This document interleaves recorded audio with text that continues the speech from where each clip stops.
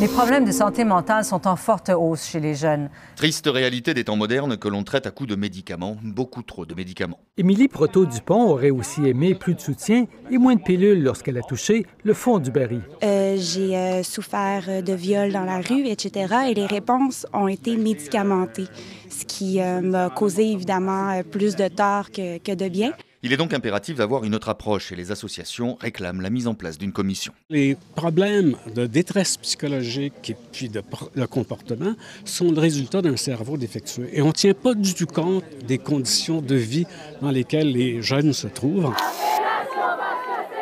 Humiliés, forcés à chanter des paroles équivoques, dessins à caractère sexuel inscrits sur les joues des filles.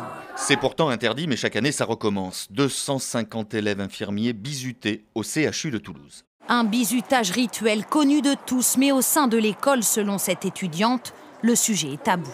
Et les profs, non seulement ils tolèrent, mais là, ils nous incitent à nous taire, quoi. Une enquête interne a été ouverte.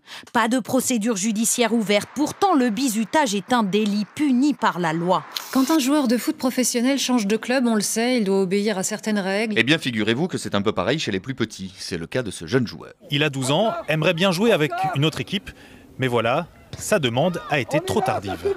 Tout un tas de règles dont on n'est pas au courant quand on s'inscrit. On ne reçoit pas d'écrit, on ne reçoit pas de contrat, rien. On ne nous explique pas tout ça. Pour changer d'équipe, il faut soit l'annoncer avant le 31 avril, soit avoir l'accord du club dans lequel on joue. Bienvenue dans un monde plus tout à fait amateur. Nous aussi, il faut comprendre qu'on a nos équipes.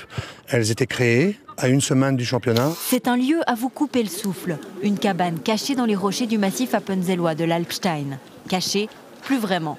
Depuis qu'elle a fait la une du National Geographic, les visiteurs affluent de partout. Bien plus efficace qu'une campagne de publicité, et ce n'est pas sans poser quelques problèmes. Ce lieu est maintenant connu dans le monde entier. La couverture du magazine dit que c'est l'un des plus beaux au monde.